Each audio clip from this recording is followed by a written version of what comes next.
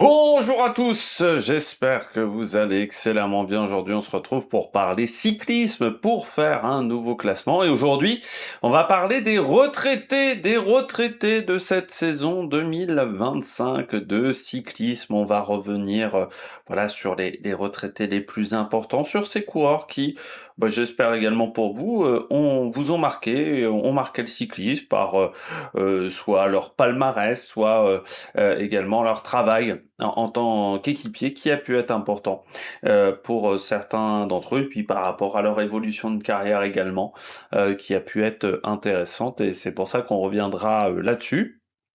Donc comme d'habitude, dis non. Particularité de ce classement, c'est qu'on a également des féminines. Voilà, alors certes, même si cette année, il y a peut-être moins de filles qui ont... Il y a beaucoup de garçons qui ont pris leur retraite et surtout des très gros noms du peloton, notamment du côté des sprints, un peu moins du côté des filles, mais voilà, il y aura deux noms féminin, voilà, dans ce classement du côté des retraités de la saison 2025. Ça a une saison 2025 qui, avec l'arrêt de plusieurs équipes, a fait que pas mal de coureurs se retrouvent un petit peu sur le carreau, toujours le 15 décembre. Parlant du 15 décembre, on va faire un petit point également sur les transferts avant la fin de l'année. Je sais pas quand ça tombera, mais avant la fin de l'année, il y aura un point sur les transferts. Allez, n'hésitez pas à vous abonner à la chaîne, à réagir dans les commentaires, à mettre un pouce bleu, à partager la vidéo sur les réseaux sociaux, notamment auprès de vos proches, si on sait que ça peut les intéresser. Dans les commentaires, n'hésitez pas à me dire, qui vous a marqué dans les retraités cette saison. Si vous avez les moyens et que vous voulez soutenir mon travail, vous pouvez faire un super thanks, ça se passe dans les commentaires. Vous pouvez également booster cette vidéo. Ça se passe sur mobile, c'est à côté du bouton pouce bleu. Vous pouvez également cliquer rapidement sur les notifications, sur les miniatures, et pour ça, la solution la plus facile, c'est de rajouter la petite cloche. Les retraités, oui, cette année, pas mal de coureurs qui ont pris leur retraite. Dans ce classement, on a même des assez jeunes coureurs, au final, 27 ans pour le plus jeune, et en même temps des coureurs qui ont dépassé allègrement les 35 ans également de l'autre côté, avec des coureurs qui ont parfois eu 20 ans de carrière, qui ont connu le cyclisme à l'époque d'Alberto Contador, qui ont même connu Alberto Contador jeune, pour certains, qu'ont connu Mark Cavendish jeune également pour certains, alors qu'ils étaient coureurs. Donc on reviendra là-dessus, mais c'est vrai que forcément on est sur une année qui est assez particulière. On a des coureurs, on a des équipes qui ont fusionné, donc ça a forcément mis beaucoup de coureurs sur le carreau. On a Arkea qui s'est arrêté, et puis on a des équipes qui ont aussi se sont arrêtés en deuxième division. Je pense à Wagner, par exemple. Alors même s'il y a eu des créations d'équipes, je pense notamment à l'équipe de Georgine Capi, forcément il y a des coureurs qui ont un peu subi la situation, ça il faut le dire. Et puis la situation dans le cyclisme au niveau économique, elle n'est pas forcément extrêmement simple, et elle ne va pas être simple dans les prochaines années, donc on risque de se retrouver aussi à avoir des coureurs sur le carreau dans les années à venir, à avoir des situations qui se répètent un petit peu. Tant que les équipes majeures du cyclisme auront des budgets énormes, ça va pas inciter des sponsors à mettre 60 millions d'euros sur la table ou 70 millions d'euros sur la table pour essayer de concurrencer une formation comme la UAE ou une formation comme la Visma. Et avec la rentabilité aujourd'hui du cyclisme qui n'est pas celle du football, forcément ça fait réfléchir quand même beaucoup de formations. Donc vous avez des coureurs qui ont décidé de leur retraite, et puis d'autres qui l'ont un peu plus subi parce que soit ils ne se sont pas fait renouveler leur contrat parce que leur équipe ont décidé d'aller chercher d'autres coureurs parce qu'il y avait énormément de très bons coureurs qui étaient disponibles sur le marché, soit parce que leur équipe a fusionné ou a disparu, et là on a plutôt décidé de faire autrement. Et bien on commence tout de suite avec le 10e coureur de ce classement. Le 10e de ce classement, ça a quand même été un leader de son pays. ces dernières années. Il était dans une équipe qui a fusionné, là aussi, hein, donc ça a peut-être accéléré sa réflexion sur la retraite. Un coureur discret, à la fois dans les pelotons, mais à la fois en dehors des pelotons aussi. C'est peut-être pas le plus gros palmarès du cyclisme, mais j'avais envie d'en parler. C'est Luis Mentis. Et oui, Luis Mentis, qui a pris sa retraite. Alors presque en catimini, parce que c'est vrai que ça s'est fait en toute fin de saison. Il l'a annoncé avant le Tour de Lombardie.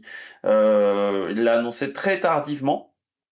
Donc c'est pour ça que je dis que c'est peut-être pas un choix de sa part. C'est vrai qu'il était chez Intermarché-Venti avec la fusion avec la Lotto. Ça a peut-être accéléré ce choix de la part de Luis Mentis, mais qui avait quand même des résultats qui déclinaient hein, par rapport à sa période précédente. C'est vrai que sur les 2 dernières années, on peut pas dire qu'il ait fait ses meilleures saisons. Alors il y aura quand même une victoire sur le Tour du Pays Basque, mais la fameuse étape de la chute du Tour du Pays Basque, hein, je sais pas si vous vous souvenez, il y a eu la grosse chute avec Vingegaard l'an dernier et Steph Kras notamment. On avait fait repartir la course après quasiment 45 minutes d'arrêt. Il y avait eu 40-45 minutes d'arrêt et l'échappée s'était bagarré pour la victoire et Luis Mentis avait réussi à s'imposer ce jour-là. Seulement 7 victoires dans le palmarès de Luis Mentis, mais une étape sur le Tour d'Espagne. C'est vrai que c'était pas parmi ses défauts du côté de Luis Mentis, c'est que c'était pas le plus grand spécialiste au niveau des victoires d'étape. C'est-à-dire que c'est quand même un mec qui a souvent fait deuxième. Voilà, parfois ça se jouait pas loin de la victoire, mais il lui manquait du punch. C'est vrai que c'était pas le mec qui avait le plus de capacité à changer de rythme. Luis Mentis, ça l'a forcément handicapé, mais il y a quand même un beau palmarès, notamment sur les grands tours. Il a participé à 20 grands tours dans sa carrière, ce qui est déjà pas mal, surtout qu'il a assez peu fait le Giro. Il a fait que 7 fois le Giro. C'est la Vuelta auquel il a le plus participé. Il y a quand même 3 top 10 sur le Tour de France, un top 10, 2 top 10 même sur le Tour d'Espagne également. Alors le Giro, ça a été un peu plus compliqué pour lui, mais encore une fois, avec beaucoup moins de participation hein, sur le Tour d'Italie, il a quand même fait 18e. Et c'est vrai que c'est un coureur qui a souvent été dans le top 20. C'est un coureur qui n'était pas forcément le meilleur grimpeur, mais qui est un grimpeur qui était quand même intéressant, hein, performant, mais c'était pas forcément le meilleur grimpeur du peloton international. Mais je pense qu'il a su, en termes de résultats sur les grands tours, elle a su vraiment su fructifier, on va dire, son potentiel. Certains diront, oui, il n'a pas été chercher de victoire d'étape, on l'a assez peu vu dans des échappées. Oui, mais avec ce problème de punch, il aurait eu du mal quand même à gagner dans des échappées, surtout enfin au début dans sa carrière dans le cyclisme, c'est vrai que c'était des échappées où on n'avait pas forcément les meilleurs grimpeurs du peloton. Au fur et à mesure du temps, ces dernières années, on a vu quand même des échappées, on a parfois des très très grands leaders qui prennent des échappées, et on se retrouve à avoir des échappées où c'est quand même compliqué de s'imposer et de réussir à sortir son épingle du jeu ces dernières années.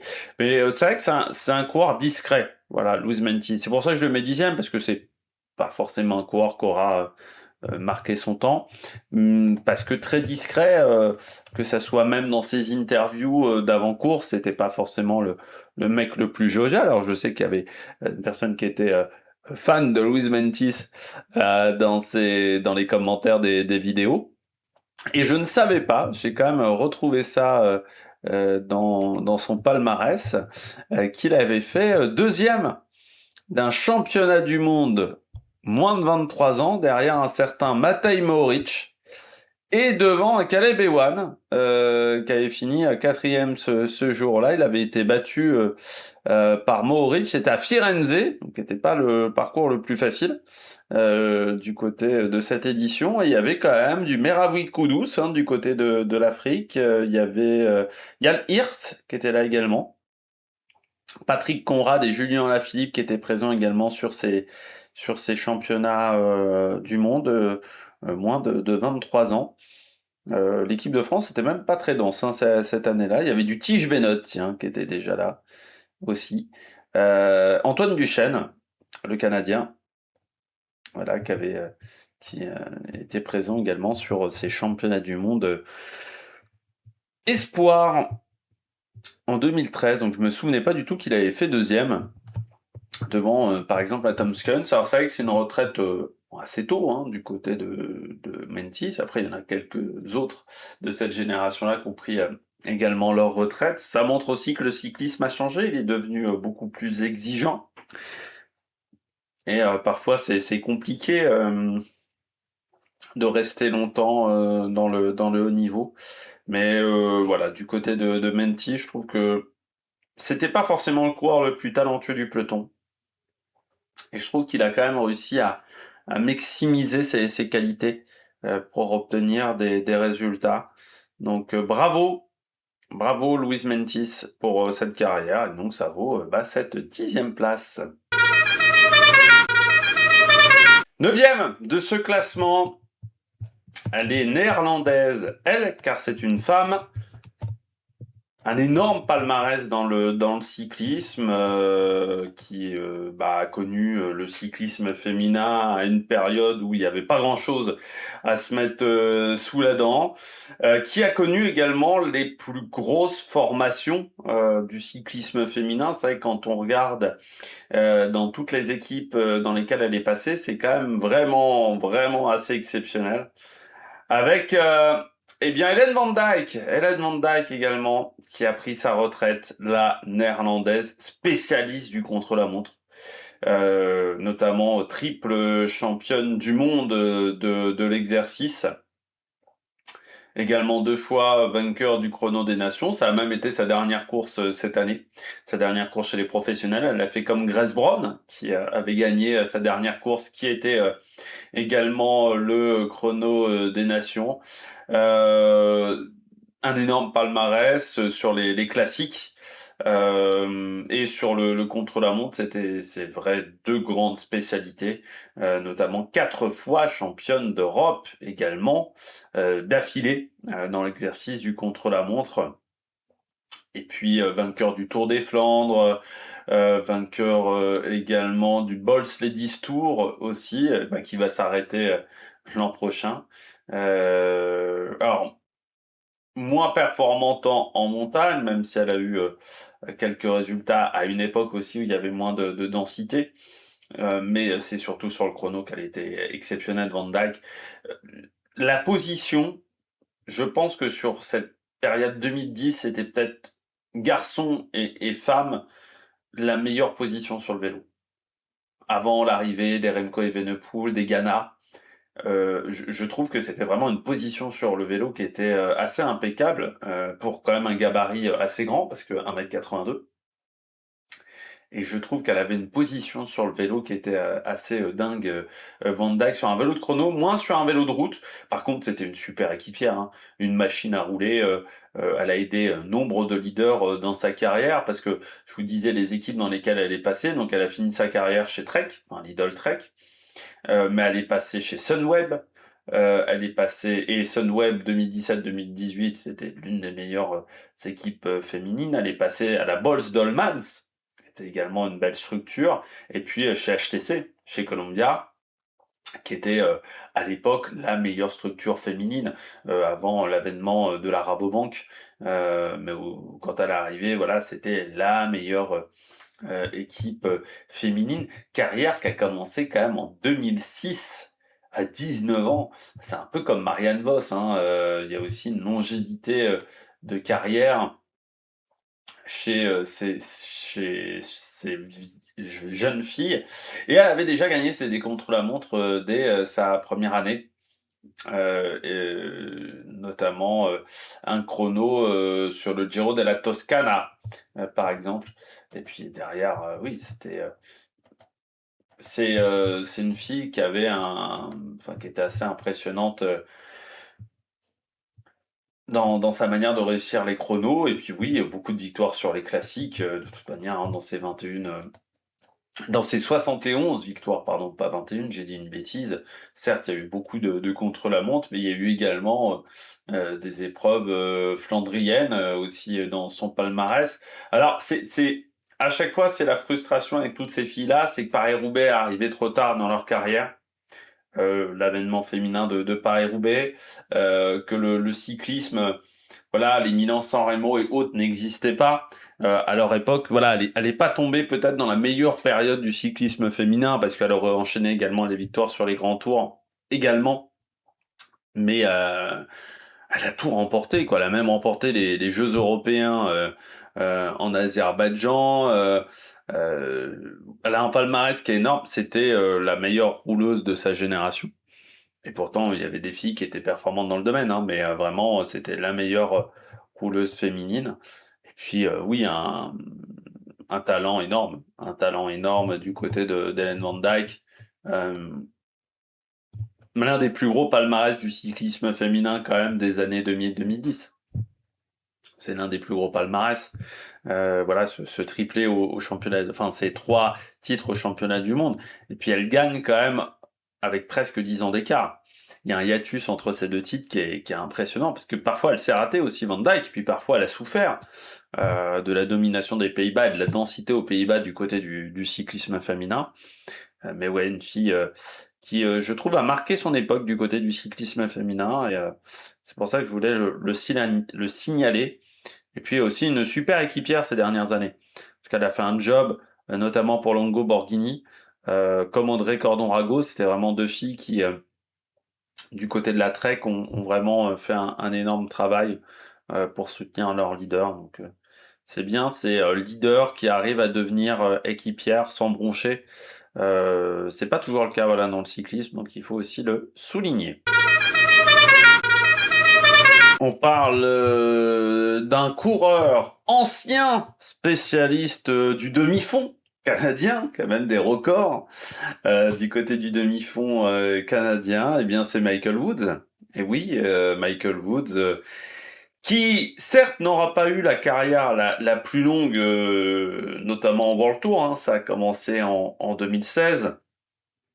Passé dans 2 formations, hein, la EF et puis Israël, puisque Cannondale c'était la EF. En World Tour, il est passé notamment dans d'autres équipes aux États-Unis. Coureur qui vient de l'athlétisme, hein, Michael Woods. Pour moi, alors il restera une frustration avec Michael Woods, c'est que j'aurais toujours voulu voir ce que ça aurait pu donner sur un classement général de grand tour. Parce que, alors certes, le contre-la-montre c'était pas sa spécialité, mais pour moi il avait des qualités pour être performant dans l'exercice, en venant en plus d'un sport comme le demi-fond, où parfois il faut savoir enchaîner les tours, ce qui est pas toujours facile. Donc il avait, je pense, ses qualités de récupération. On l'a surtout vu comme chasseur d'étapes, et il a gagné sur le Tour de France. On se souvient cette fameuse étape du Puy-de-Dôme. On parlera d'un autre coureur qui était présent ce jour-là et qui a décidé de prendre sa retraite, cette fameuse étape du Puy-de-Dôme, qui restera marquante à la fois avec ce retournement de situation et cette réalisation catastrophique qui fait qu'on comprend pas ce qui se passe ce jour-là. Parce que pour ceux qui se rappellent du côté de l'étape du Puy-de-Dôme, c'est un peu comme l'étape du Mont Ventoux, tu les vois pas du tout revenir de l'arrière parce que Anthony Forestier ne les voit pas revenir de l'arrière. Mais ça reste un moment assez exceptionnel dans sa carrière, et puis des victoires aussi sur le Tour d'Espagne. Il fait partie du podium des championnats du monde d'Autriche, à Innsbruck, remporté par Alejandro Valverde devant Romain Bardet. Et puis pas mal de résultats aussi, deuxième de Liège-Bastogne-Liège. C'est vrai qu'au départ on considérait que c'était un mec qui était bon que sur les classiques d'un jour, mais pour moi il avait des vraies qualités en montagne aussi, Michael Woods, et sur des montées plus longues. Donc voilà, ça a toujours été ma frustration du côté de Michael Woods, c'est le fait qu'il ait pas tenté plus le classement général des grands tours. Il arrête quand même à 39 ans, parce qu'il a fait quasiment 10 ans dans des grosses formations. C'est vrai que sur la fin, il était chez Israël, donc il n'était plus une équipe voir le tour sur les 3 dernières années. Mais ça reste ouais un coureur qui avait enfin voilà, qui a toujours été performant, qui a toujours été efficace, qui aussi a permis au Canada de retrouver un peu enfin, il a été à la suite de Ryder Hesjedal. Le Canada, pendant des années, il y a eu Ryder Hesjedal qui a été le chef de file du Canada. Il y a eu ensuite Guillaume Boivin, voilà, par exemple, qui a fait un peu la transition, mais il a été à la suite de cette période Ryder Hesjedal, et je trouve qu'il a bien réussi à garder le Canada dans l'échiquier du cyclisme international. Et puis ouais, moi je me souviendrai toujours de cette victoire, je pense du côté du Puy-de-Dôme, où vraiment ça reste un grand merdier de réalisation, mais où il arrive vraiment à gérer complètement son effort et à revenir sur Jorgensen sur la fin, qui explose dans les 2 derniers kilomètres. Puis pas mal de grands résultats dans sa carrière. Par contre, il n'a jamais gagné sur le Giro, je crois, hein. Non, non, il n'a jamais gagné sur le Tour d'Italie. Et il a fait qu'une fois, donc véritablement le général d'un grand tour, en étant 7e de la Vuelta en 2017. Parce que souvent, il a été chasseur d'étape, alors que je pense qu'il avait les qualités voilà, pour obtenir des résultats. Et il n'a fini que 2 Tours de France. 3, pardon, Tours de France. Il en a abandonné quand même quelques-uns. Mais ouais, un profil intéressant et puis pas mal de victoires hein, quand même dans sa carrière. Voilà, dernière victoire qui sera même sur une Vuelta. C'est sa dernière victoire en carrière, un peu moins prolifique sur les dernières années, mais c'est vrai que c'était un coureur qui a vraiment été performant, on va dire, entre 2019 et 2022, où il a enchaîné pas mal de résultats en carrière. Puisque les premières années, il a fallu s'adapter au monde professionnel et surtout on disait que c'était pas un mec qui savait gagner pendant très longtemps. C'est vrai c'est ce qu'on lui reprochait aussi. Et puis au fur et à mesure du temps, voilà, il a su gagner et su faire des bons résultats dans sa carrière. Donc voilà, Michael Woods qui est le 8e de ce classement. Le 7e, il n'est pas européen non plus. Carrière qui a été marquée par 65 succès. C'est un sprinter qu'on a connu dans une équipe australienne. Il était à la maison à l'époque et puis qui a ensuite fait les belles heures de la Lotto Soudal après le départ d'André Greipel jusqu'à l'arrivée d'Arnaud Delis avant de finir chez Ineos pour son dernier mois de carrière. Caleb Ewan. Alors, Caleb Ewan, j'ai toujours eu du mal, on va dire, avec le personnage, Caleb Ewan. C'est c'est un personnage, je trouve en interview par exemple, c'était un peu tête à claque quoi. Caleb Ewan, c'était pas le mec le plus accueillant non plus. Caleb Ewan. Mais déjà, il a modifié la manière de faire des sprints. Jusqu'à l'arrivée de Caleb Ewan, quand on sprintait, l'aéro, c'était pas une priorité. On sprintait, l'objectif était d'être le plus puissant possible, mais l'aéro, c'était pas forcément quelque chose qui était réfléchi. Il a amené ça, il a amené cette réflexion sur la position, en se disant, bah, sur un sprint, si j'arrive à être plus aéro que mes adversaires, les 0,2, 0,3 km/h en plus, ou les petits 20 watts que je vais économiser au début de mon sprint, ils vont me servir pour dépasser mes adversaires. Et c'est vrai que ça a toujours été une réflexion chez Caleb Ewan. Bon, il a gagné énormément forcément au Tour de Lander. Je pense que s'il avait un peu bossé les passages de boss, il aurait pu aller chercher Milan-San Remo. Je pense que c'est un coureur qui était un petit gabarit, 1,65 m hein, seulement Caleb Ewan, mais qui n'était pas forcément un coureur qui passait très bien les bosses. Normalement, quand on est un petit gabarit comme ça, on passe bien les bosses. Surtout qu'il n'était pas extrêmement lourd, non plus Caleb Ewan, mais c'est pas forcément là où il excellait. Et je pense que s'il avait bossé un peu dans ce domaine-là, il aurait pu avoir de très bons résultats, peut-être encore plus. Vainqueur sur le Tour de France et sur le Giro. 5 victoires quand même sur le Tour de France. Sur la Vuelta, il n'a participé qu'une fois à la Vuelta, où il avait gagné également. Donc c'est fait partie des vainqueurs des 3 grands tours.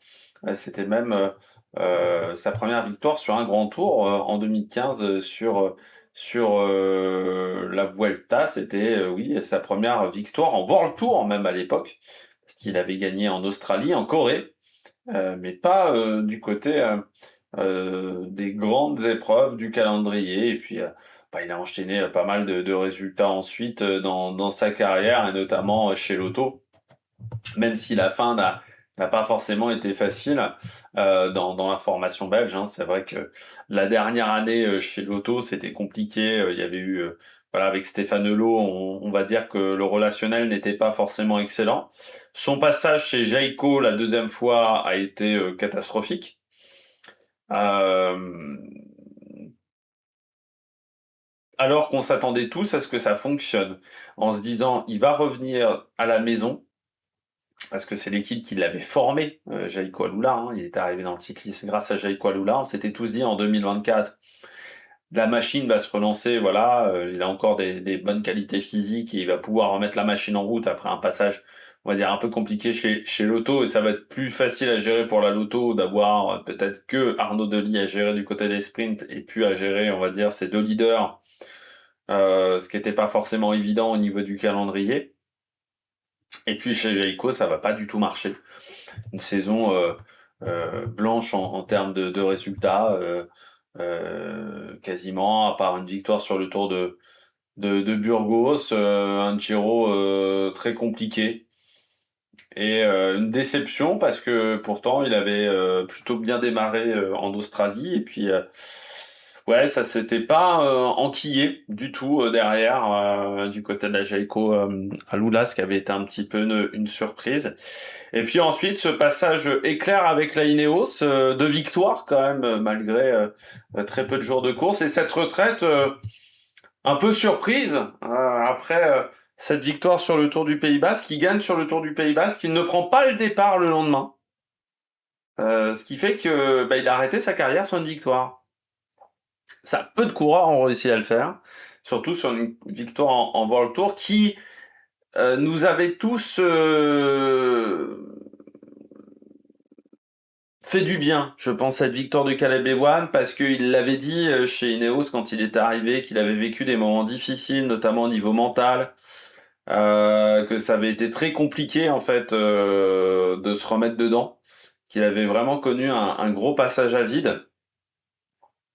Et quand on le voit s'imposer sur le Tour du Pays Basque, alors certes il avait gagné sur la semaine internationale Copier Bartali, mais on sait que c'est pas forcément la plus grande épreuve du calendrier, même si les listes de départ sont un petit peu plus importantes. Et quand il gagne sur le Tour du Pays Basque, je me souviens, moi j'avais été plutôt content pour lui, alors qu'encore une fois j'avais plutôt du mal avec le personnage. Et ça a été sa dernière course, parce qu'ensuite derrière, en gros, il l'a dit, il a jamais réussi à repartir. Pour lui, c'était voilà, il avait tout donné dans le cyclisme. Le fait de réussir à revenir, ce qui était presque son objectif quand il est arrivé chez Ineos, eh bien derrière, il l'avait réussi et il n'arrivait plus à trouver la motivation à repartir. Donc, ce qui fait qu'il prend une retraite un petit peu en catimini lui aussi, hein, mais pour des raisons différentes de Ventis après cette victoire, parce que en fait, pour lui, il avait tout fait. Il avait réussi à revenir après être descendu très bas.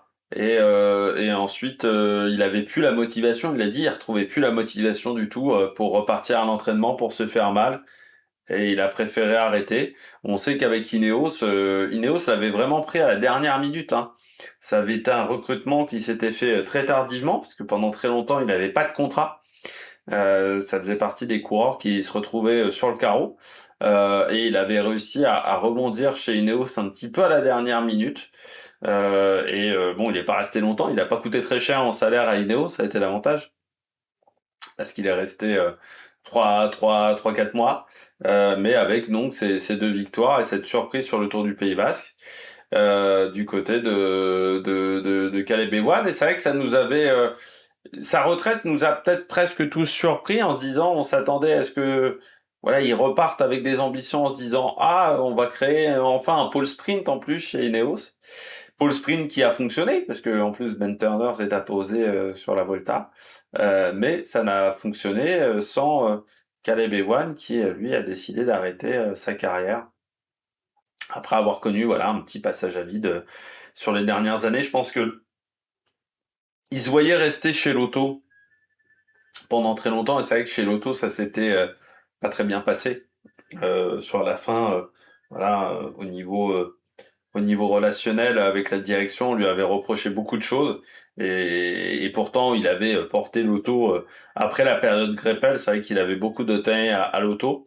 Puis ce qu'on pourra regretter aussi du côté de Caleb Ewan, c'est qu'il n'a pas toujours eu un train de qualité, notamment chez Lotto, qui, je pense, lui aurait permis peut-être d'accrocher plus de victoires dans sa carrière.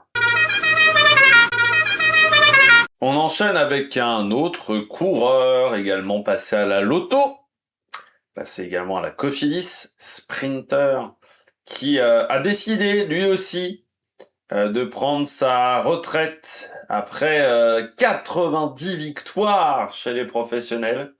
Et c'est pas celui qui a le plus de victoires qui a pris sa retraite au final. Elia Viviani. Elia Viviani, oui.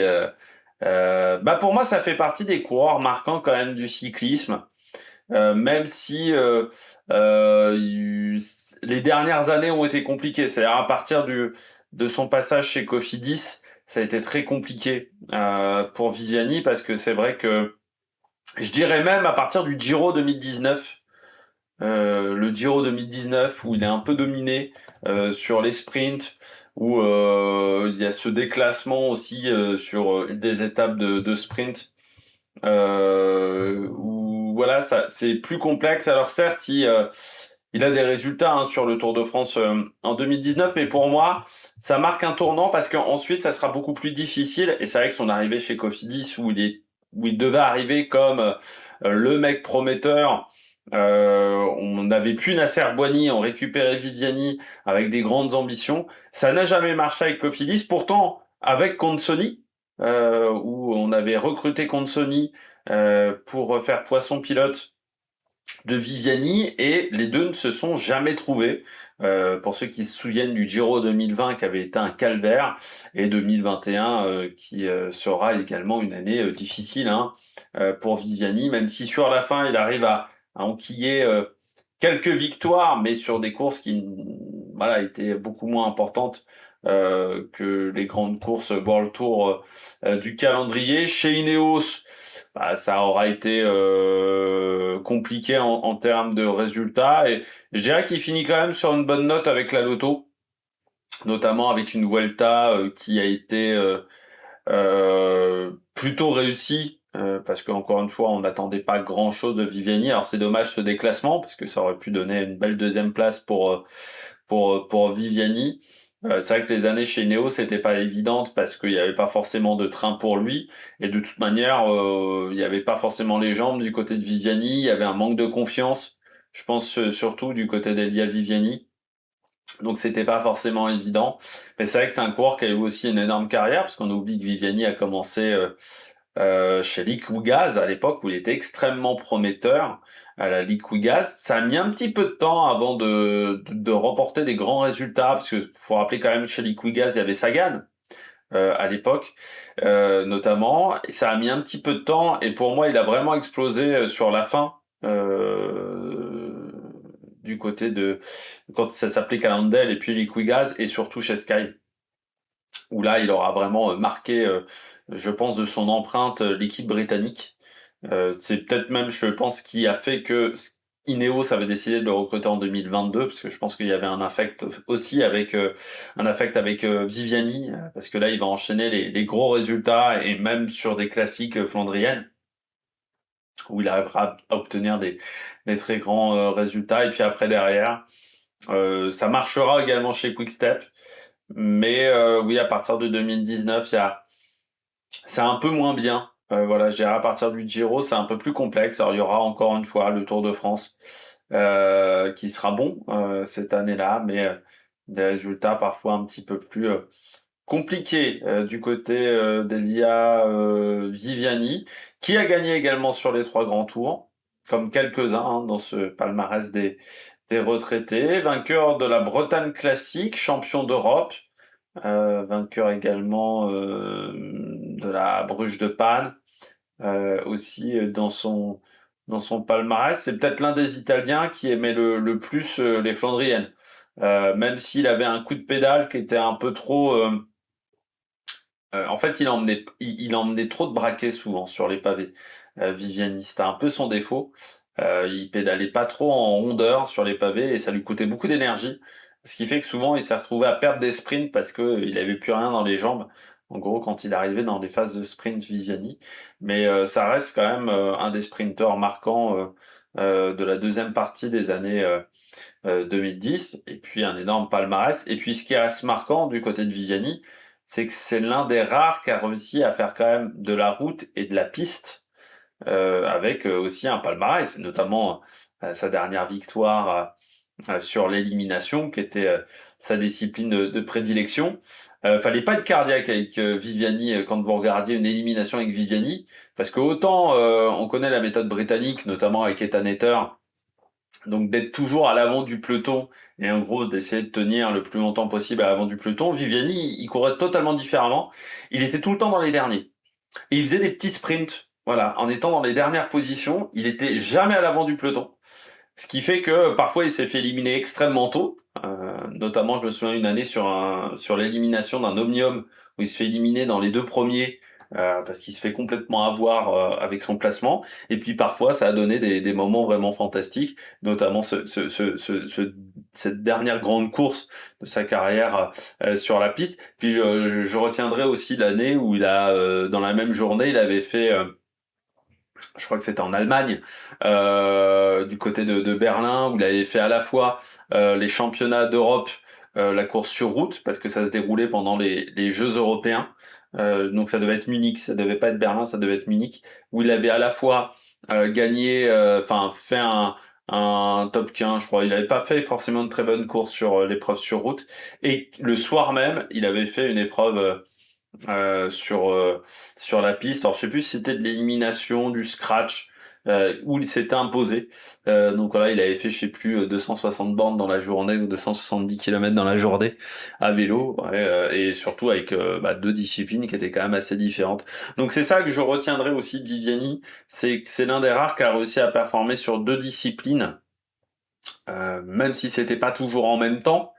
Il a été champion olympique de l'omnium aussi devant Brian Cocard quand c'était l'ancien format de l'omnium qui je trouve était plus intéressant que le format actuel. Il avait été voilà champion olympique de l'omnium aussi devant Brian Cocard. Donc voilà, Elia Viviani, grand coureur à la fois sur la piste et à la fois sur la route, parce que je rappelle 90 victoires quand même comme palmarès du côté du coureur italien, et une dernière saison qui je trouve n'a pas été si horrible que ça. Ça a été mieux que sa période Ineos, son deuxième passage chez Ineos qui a été quand même compliqué, il faut bien le dire, du côté du coureur italien.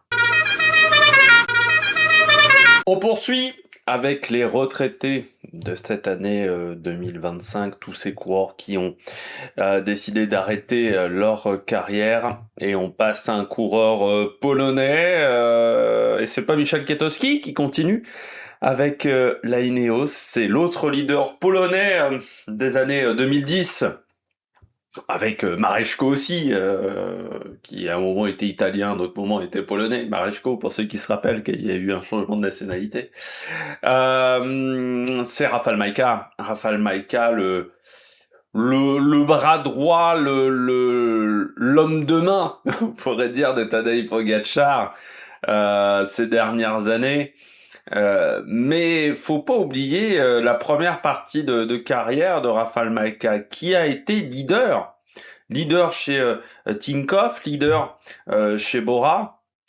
Alors chez Tinkoff, il y avait, on va dire, au départ c'était Contador, puis bon, après ça s'était pas très bien passé pour Contador, donc c'était lui qui s'était retrouvé leader, et Bora, où il a partagé ce leadership avec Sagan, c'est-à-dire quand Sagan n'était pas là, il pouvait jouer sa carte, et puis quand Sagan était là, c'était plus compliqué.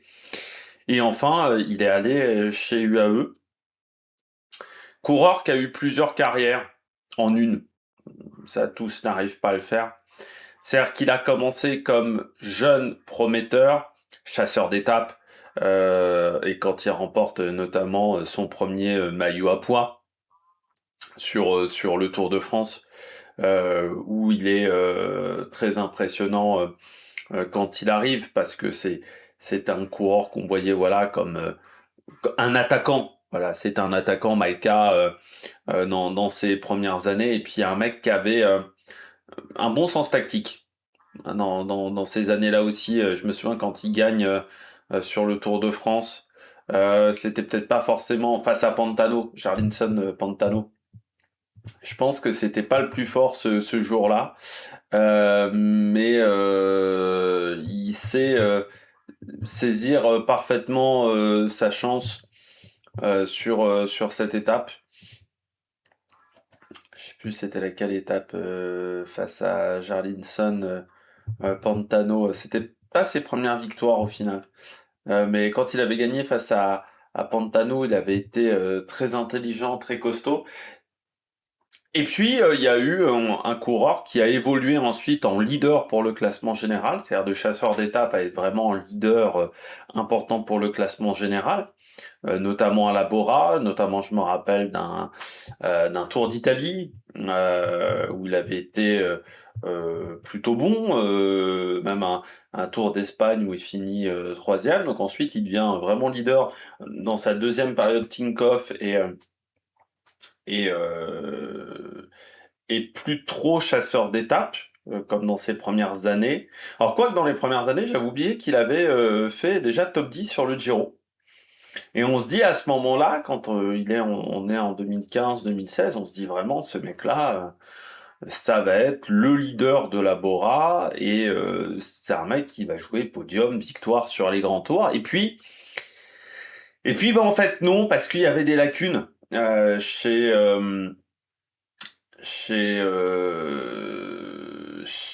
Maïka, notamment le contre-la-montre, qui a toujours été un problème, et je dirais aussi que c'était pas le meilleur pour gérer ces journées où il était un peu moins bien, mais surtout le contre-la-montre. Et en plus, le classement général, ça le faisait un peu chier. Pour tout vous dire, parce que je pense que dans l'âme, c'était un chasseur d'étapes. Dans ses premières victoires, voilà, c'était un coureur qui était assez fantasque, un peu à la Ciccone, dans la manière de jouer avec la caméra de télévision. Il était très fantasque, et je pense que c'est un coureur pour qui le classement général, ça ne lui convenait pas parce que ça le bridait énormément. Alors, il a fait des top 10 quand même sur les grands tours. Je crois qu'il a même. Je sais même pas s'il a pas fait top 10. Non, il n'a pas réussi sur le Tour de France. Mais il a fait top 10 sur le Tour d'Italie et le Tour d'Espagne.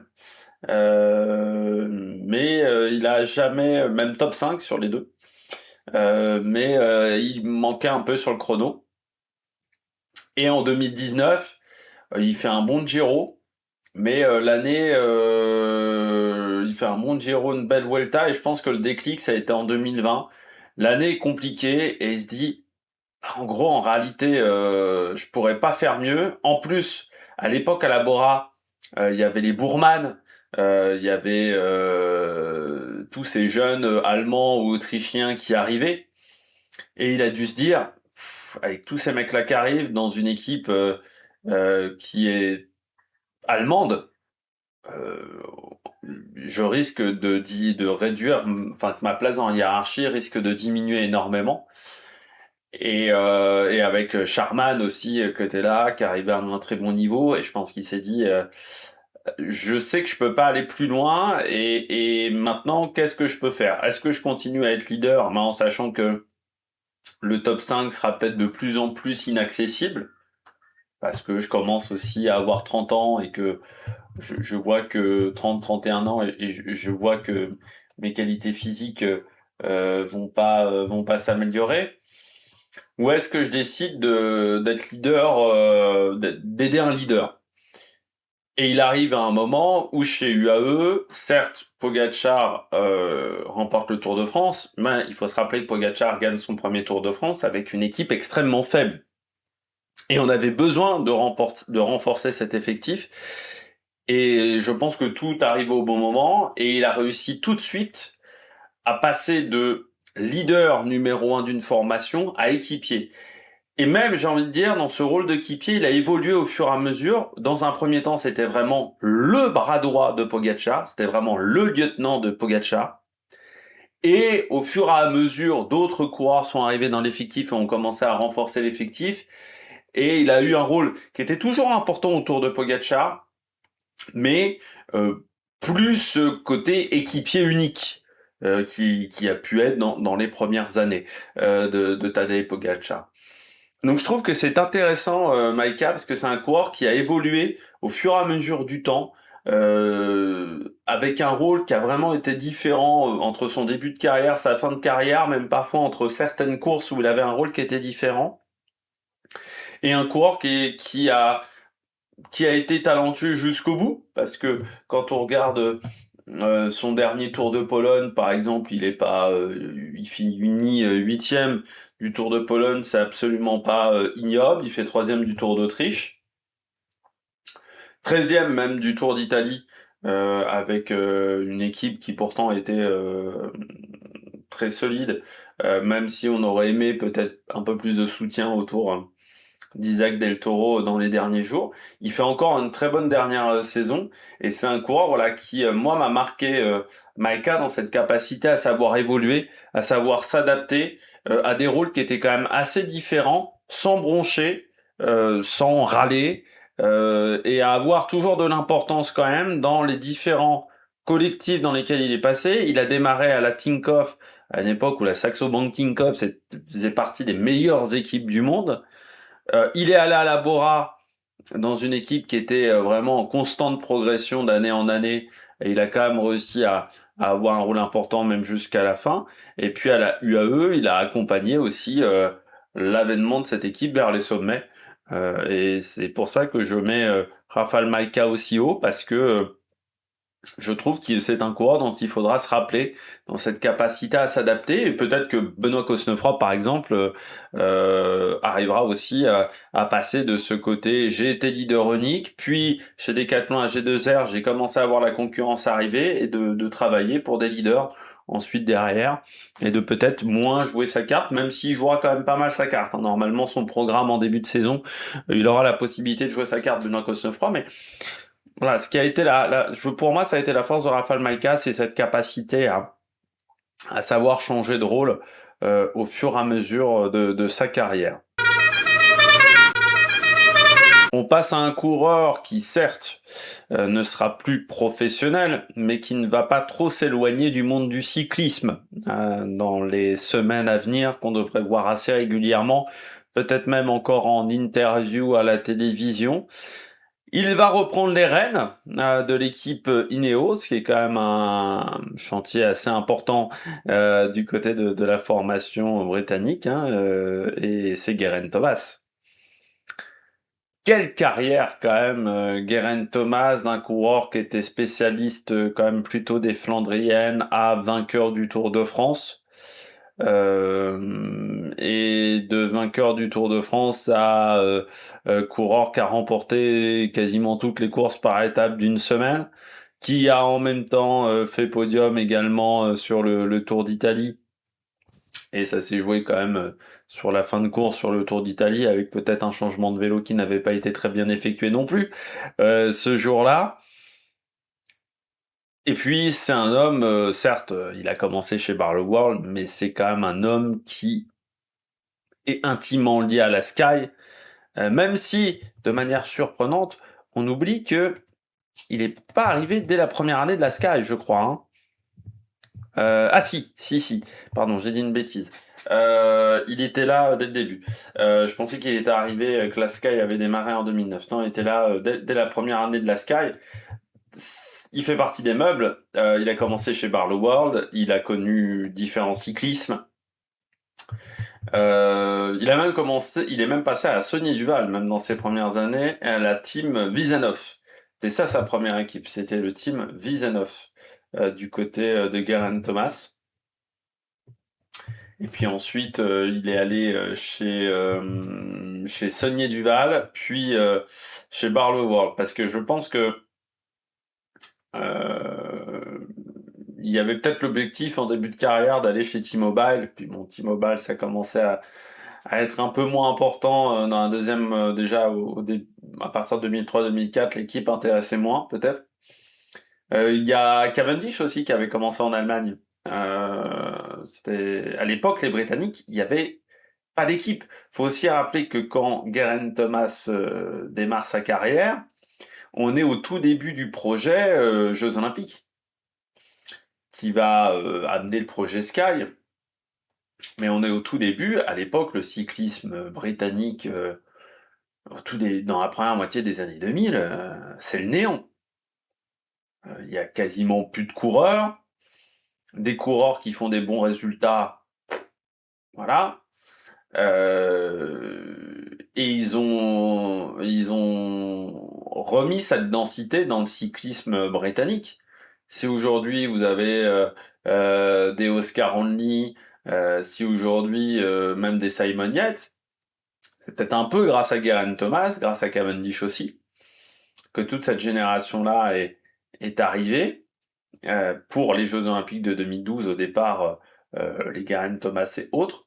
Et puis avec Geraint Thomas, oui, comme je parlais de Rafael Majka et cette évolution de coureur, c'est le cas du côté de Geraint Thomas qui au départ a commencé plutôt spécialiste flandrienne avec des bons résultats sur ces courses-là et qui au fur et à mesure est devenu de plus en plus concentré sur les épreuves par étapes parce qu'il avait déjà des qualités en boss. Je me souviens, Geraint Thomas, dans ses premières années chez Sky, on disait déjà de lui que c'était un coureur qui passait extrêmement bien les bosses, notamment sur l'étape où il est face à Torusov, l'étape des pavés.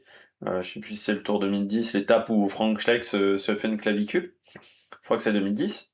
Où on dit déjà de Geraint Thomas, vous verrez, c'est un coureur qui a une très bonne pointe de vitesse, qui passe très bien les bosses. Et puis, la pointe de vitesse, bon, a peut-être pas vraiment progressé. Par contre, il a passé des bosses de plus en plus longues, de plus en plus en montagne. Et puis, moi, ce que je noterais, c'est que c'est un mec qui se connaissait extrêmement bien, Geraint Thomas.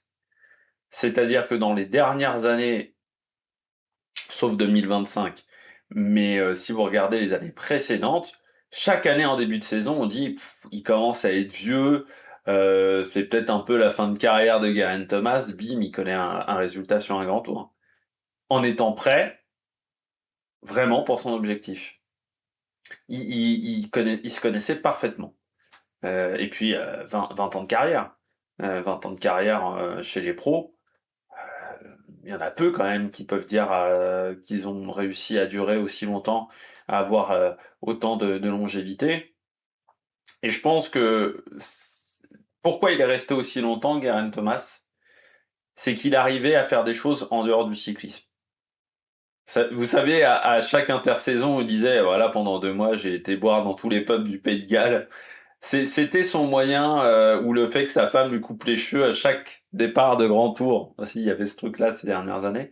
Je pense qu'il arrivait à se détacher du cyclisme. Euh, Ce qui est peut-être la méthode, c'est vrai que bouffer cyclisme matin, midi et soir, au bout d'un moment, il y a peut-être une forme de lassitude qui s'installe. Il faut peut-être réussir à faire des trucs à côté pour réussir à débrancher, même si faut pas non plus être totalement déconnecté du monde du cyclisme 10 semaines ou 15 semaines dans l'année.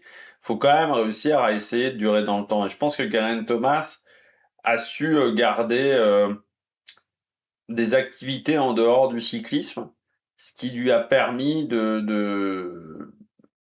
je pense, de durer longtemps. Même si la dernière année, on va pas se mentir, ça ressemblait quand même à une tournée d'adieu, avec un choix de course qui était quand même particulier, et on a bien senti qu'en termes d'ambition, enfin voilà, il avait peut-être tout donné, et tu sentais qu'il était déjà la tête ailleurs, la tête sur d'autres projets, sur d'autres choses, du côté de Geraint Thomas. Moi, je pense que ça fera un bon manager, parce que c'est un mec qui a été biberonné à Nicolas Portal. Et je pense qu'il a beaucoup appris de Nicolas Portal Geraint Thomas, et il arrivera, je pense, à gérer les égos. On nous dit en interne, ça fait partie des rumeurs transferts, qu'Oscar Only arriverait, casserait son contrat avec la DSM, qui serait une très mauvaise nouvelle pour la pique-nique post-NL, et qu'il arriverait chez Ineos. Je rappelle que de toute manière, ils ont un plus gros budget désormais avec l'arrivée de Total Energy, hein. Donc avec Kevin Vauquelin, ça ferait beaucoup de monde. Parce que Derek G irait peut-être chez Lidl Trek et plus chez Ineos. Ça reste encore des rumeurs. Et puis Sam Welsford est arrivé aussi.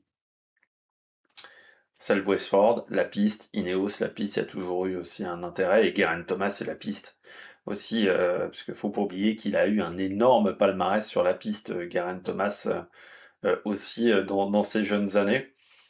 Donc ouais, coureur très intéressant parce que c'est un peu une page du cyclisme quand même qui s'arrête, une page surtout d'Ineos. Pour moi, c'est la page de cette équipe qui a dominé. On avait perdu Bradley Wiggins, bon Chris Froome, pour l'instant il n'y a pas vraiment d'informations sur un nouveau contrat, mais ça semble quand même mal embarqué. Richie Porte aussi. Alors il y a encore quelques coureurs de cette génération-là dorée des années 2010 de la Sky qui courent toujours. Je pense à Landa par exemple.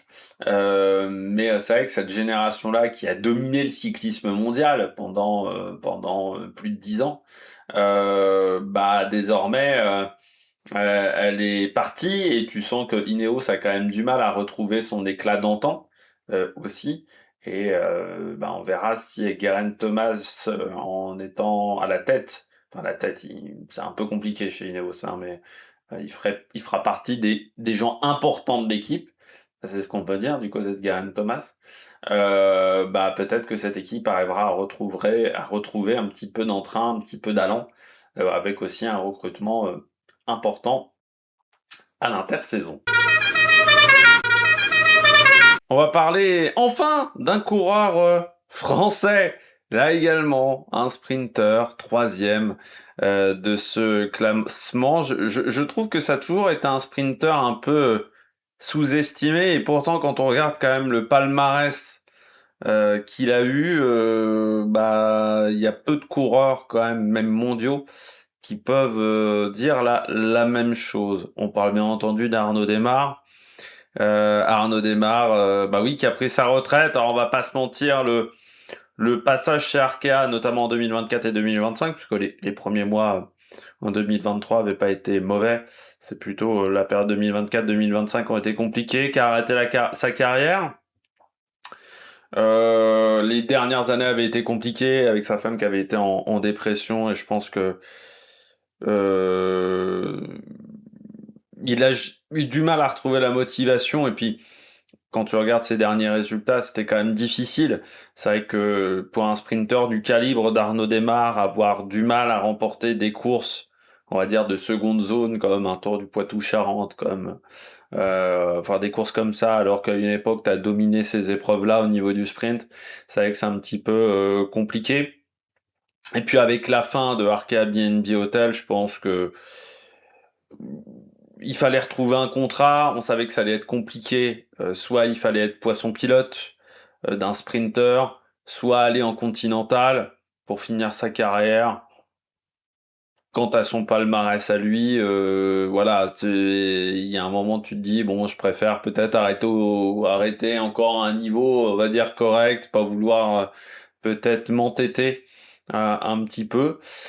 Coureur bien entendu qui aura marqué la Groupama FDJ. Il y aura eu cette période, on va dire magique à la Groupama FDJ, enfin ou à la FDJ à l'époque, avec Thibaut Pinot, Démare, Boigny, où l'équipe a eu quand même vraiment des sacrés résultats. Il y aura eu un tournant de toute manière, c'est avec cette brouille avec Marc Madiot, qui restera quand même, je pense, comme un traumatisme, parce que je trouve que Marc Madiot a très mal géré la situation. Mais comme souvent les managers français dans ce genre de cas, je trouve que Démare avait fait beaucoup d'efforts en 2023 pour épauler David Gaudu dans une situation où David Gaudu avait pas été vraiment sympatoche avec lui, notamment sur Twitch. Et je trouve que tu sais, il avait rien dit à ce moment-là. Il était resté, je trouve, très classe par rapport à David Gaudu, parce qu'il aurait pu faire une guerre en interne face à David Gaudu. Il avait dit moi je vais faire le Tour de France, mais voilà, si je sais que je dois épauler en montagne David Gaudu pour avoir ma place, je trouve qu'il avait fait un super job à Paris-Nice et que derrière il n'y a absolument pas eu la récompense pour Arnaud Démare sur le Tour de France. Et on sait que ça a été le moment du clash, voilà, face à Marc Madiot, parce que Démare pensait qu'il avait fait le job. Moi aussi, je pensais qu'il avait fait le job, qu'il avait démontré qu'il pouvait aider David Gaudu pour qu'il joue sa carte. Surtout quand même qu'on parle d'un mec qui l'année d'avant avait remporté le maillot de meilleur sprinter du Giro pour la deuxième fois.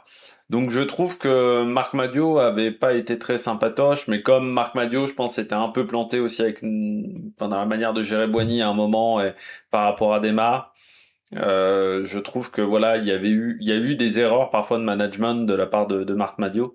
Le cas Arnaud Démare en est un.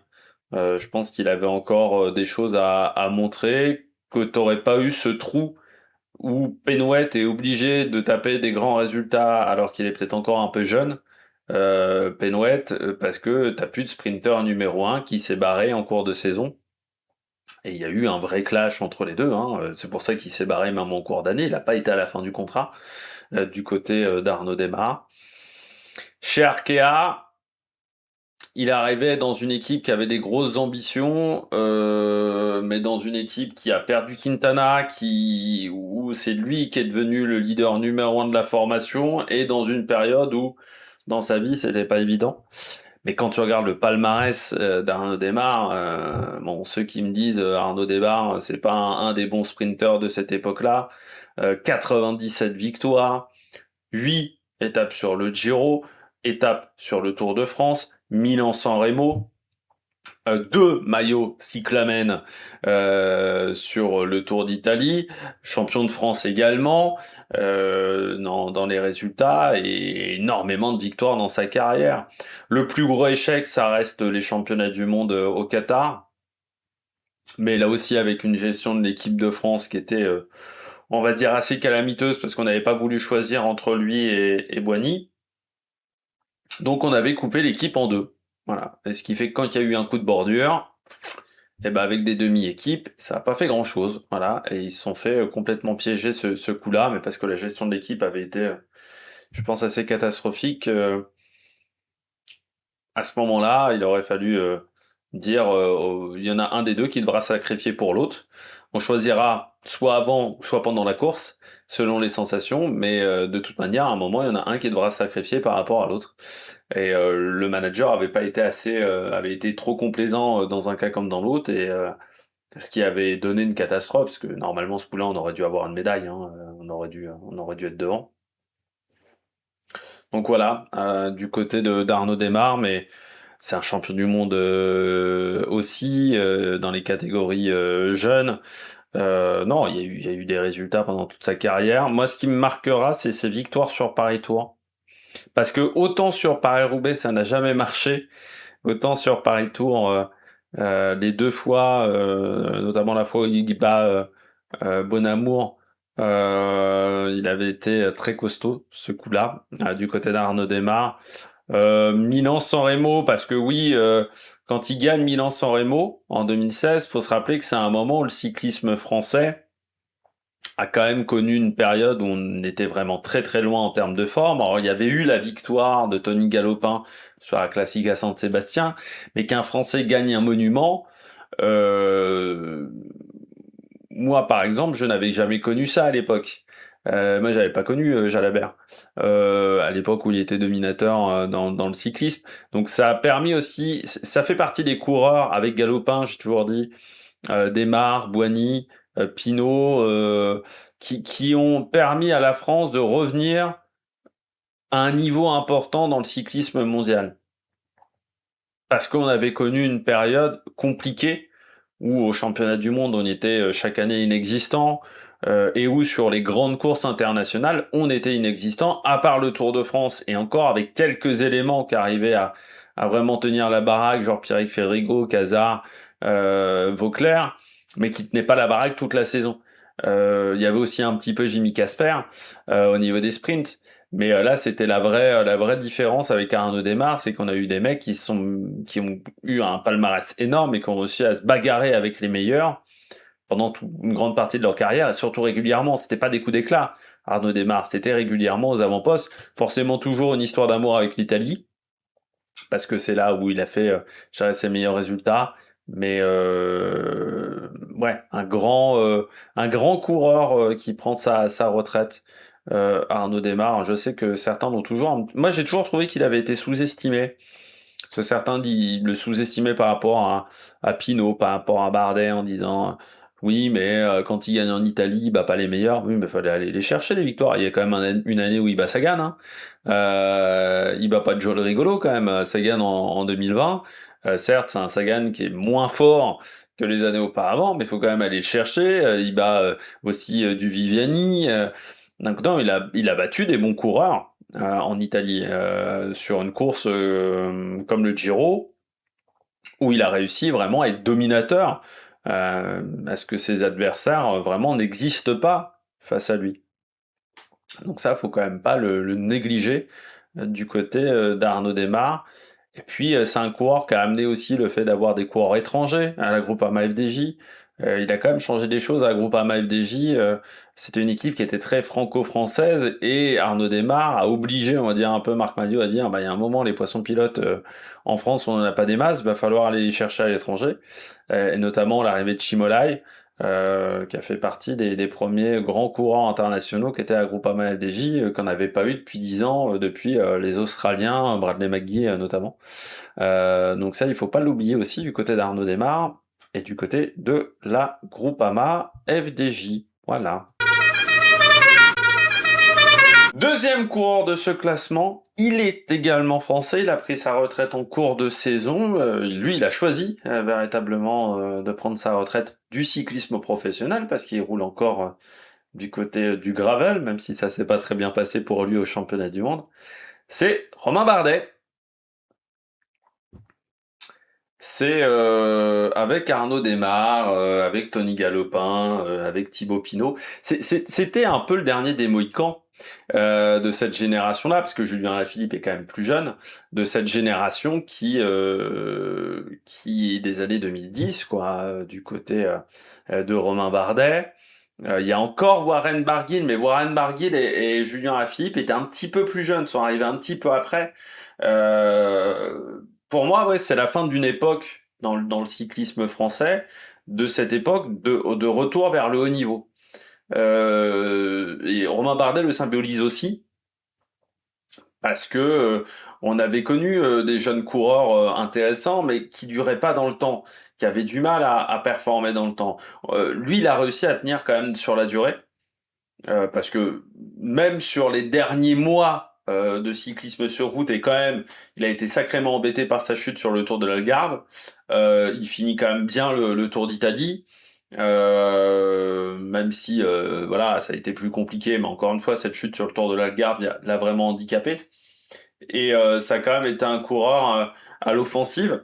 Ce qui a été marrant, Romain Bardet, c'est que de base, c'est un coureur qui avait les qualités pour être grimpeur, mais qui avait un défaut, c'était un coureur qui était un peu foufou, quoi.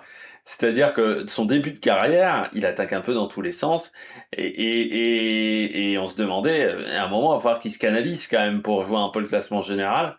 Et il a réussi à se canaliser, mais en gardant quand même un peu cette folie. On n'a pas l'impression, comme ça, quand tu l'entends en interview, c'est un mec qui est très calme, qui est très posé, mais dans sa manière de courir, quand même, quand il gagne sur l'étape du Tour de France, euh, en partant dans une descente avec Cherel, c'est quand même un coup de folie, ce jour-là. C'est de la folie pure. Ça marche une fois sur 100. Et là, ce jour-là, ça fonctionne. Quand il a gagné, quand il fait Liège-Bastogne-Liège, où il attaque aussi en 2024 de loin, C'est un coup de folie. Sur le Tour de France, sa dernière victoire d'étape sur le Tour de France, c'est aussi un coup de folie. Partir à 50 bornes de l'arrivée et réussir à résister avec un équipier dans les derniers kilomètres, c'est un truc de barjot, quoi. Et c'est ça la force de Romain Bardet, c'est que de base, c'est un mec quand même qui est extrêmement calme, posé. Quand tu l'entends en interview, il est presque chiant. Romain Bardet, enfin sur certains aspects, il était presque chiant par rapport à Julien Alaphilippe, par exemple. Et en même temps, au fond de lui, tu sens qu'il y a des moments, tu sais pas pourquoi, hop, le cerveau, il le prend comme ça, il le pose. Et dans ces moments-là, ça a donné des jours de course exceptionnels. Et en même temps, avec le fait de s'être canalisé au fur et à mesure des années, bah, ça a donné aussi des résultats sur les courses de 3 semaines, et notamment sur le Tour de France. Alors il y aura un regret, c'est ce fameux Tour d'Italie où il abandonne l'année où Jane Lay s'impose, où tu sens qu'il a les capacités d'aller menacer Jane Lay très loin. Et pour moi, il était plus fort que Carapace cette année-là. C'est vrai que ça reste une frustration parce que on aurait bien aimé se voir ce duel avec Jane Lay et qu'il y a cette chaleur voilà qui a bloqué. Mais Romain Bardet a été aussi très fort pour moi dans toute cette folie voilà de certaines journées où il est capable un coup d'éclat de partir de tenter sa chance. Et vraiment, cette dernière victoire sur le Tour de France, elle reste quand même magique. Sur un coup, voilà, 50 bornes de l'arrivée, première étape du Tour de France, on s'emmerde presque. On pense que l'échappée va être reprise par le peloton. D'un coup, il sort du peloton. Superbe attaque en plus, parce que l'attaque dans un premier temps elle est superbe et puis après derrière un numéro avec Vandenbroek où ils tiennent pendant 20 bornes, 25 bornes. Et ça reste quand même un grand moment de cyclisme. Et pareil avec Cherel, où c'est aussi un grand moment de cyclisme. Donc, c'est un mec qui a parfois perdu, mais je trouve que même dans ses défaites, il est allé au bout. Souvent, il est allé au bout de l'effort, au bout de lui-même. Et puis, bah, ça reste quand même un mec qui s'est battu, même à la fin, quand il y avait Pogačar, quand il y avait Vingegaard, il savait qu'il pouvait plus aller les chercher. Il s'est quand même battu face à ces adversaires-là. Et puis, ouais, c'est une carrière avec AG2R. Ça a été quand même une belle époque avec Vincent Lavenu, mais tu sentais que sur la fin, c'était quand même compliqué parce que tu sentais que le cadre AG2R était un petit peu trop petit pour lui.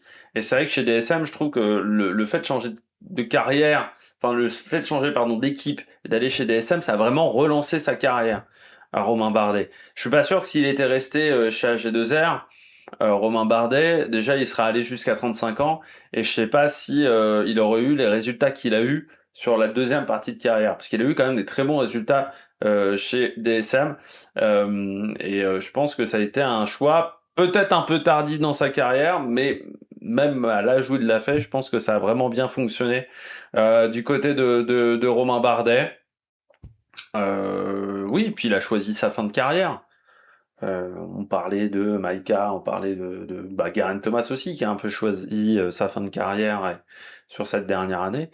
Mais Romain Bardet, oui, a complètement choisi. Voilà, il a dit je veux arrêter au Dauphiné, j'irai pas au Tour de France. J'ai pas envie en fait d'aller jusqu'au Tour de France. Je pense que voilà, j'ai envie d'exister dans le cyclisme. J'ai envie d'avoir encore la capacité de m'exprimer. Et voilà. Et je sais que sur un Tour de France, j'aurais pas la possibilité de m'exprimer. J'ai envie d'arrêter chez moi, à domicile, au Critérium du Dauphiné.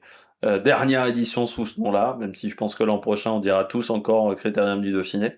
Et voilà, il est allé au bout de son idée, et ça c'est fort. Et puis, oui, grand coureur.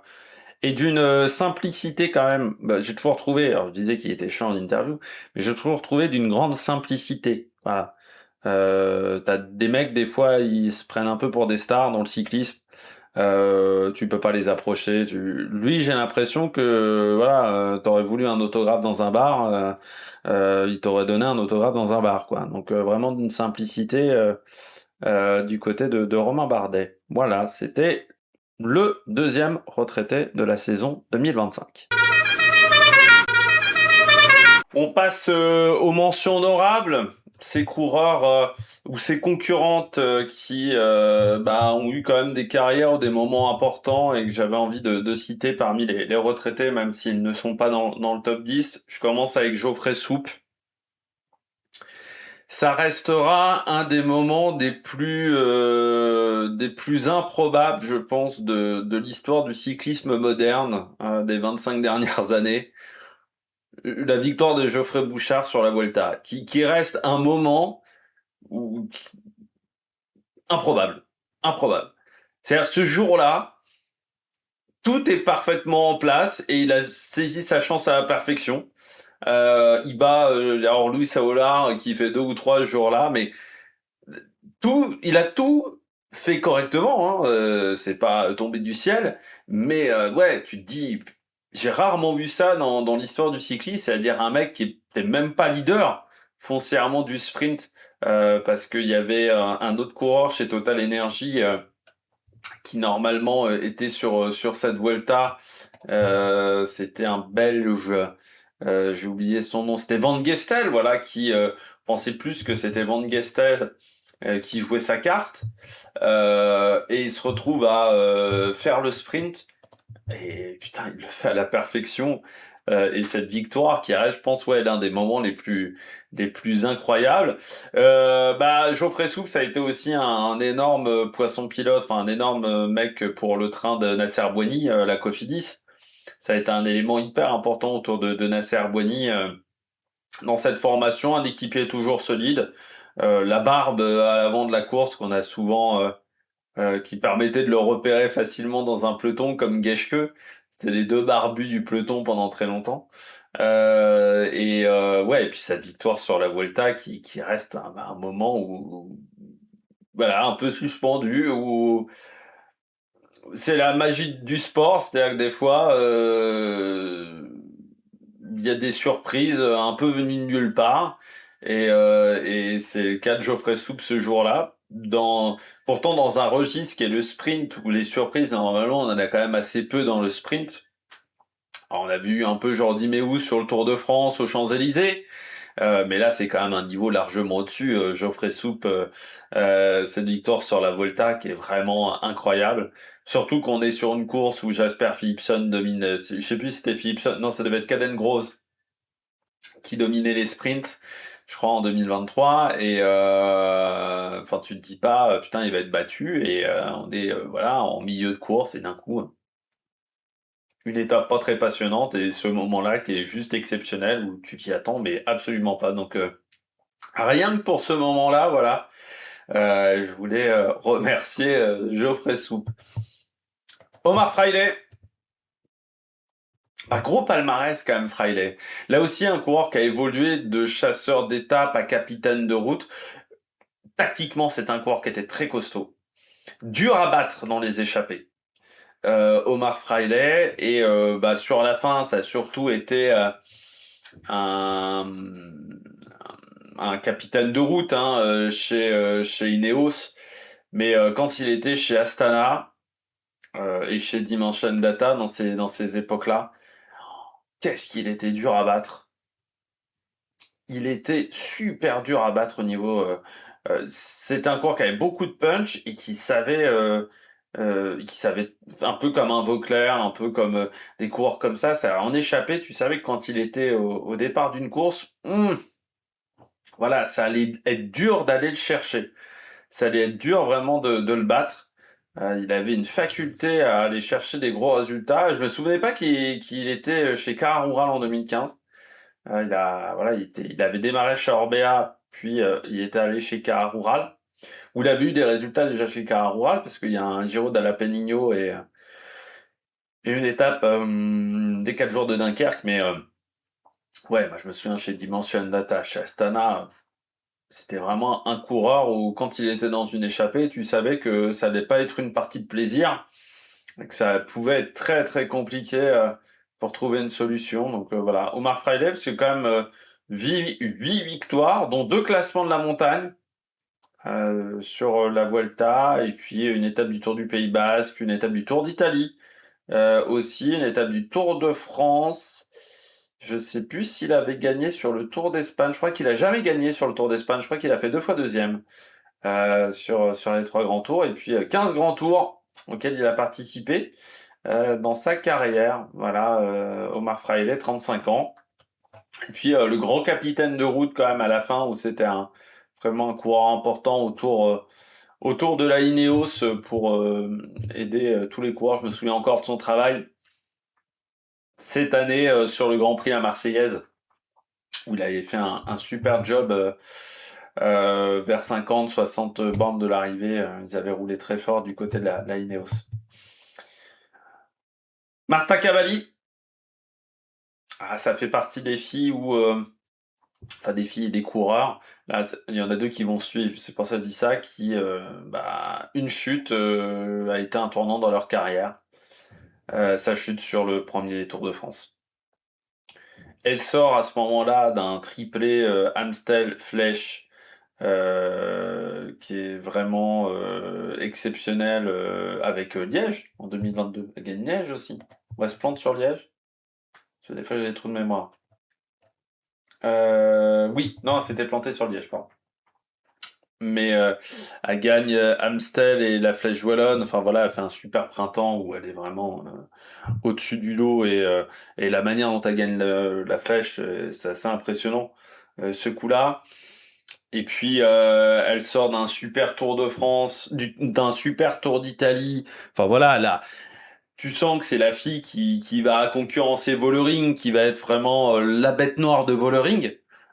Surtout qu'elles avaient des âges, 27 ans pour Cavalli. Vollering avait peut-être 1 an ou 2 ans de plus, mais tu sens que ça va être la bête noire de Vollering sur les classiques, sur toutes ces épreuves-là, et puis le Tour de France.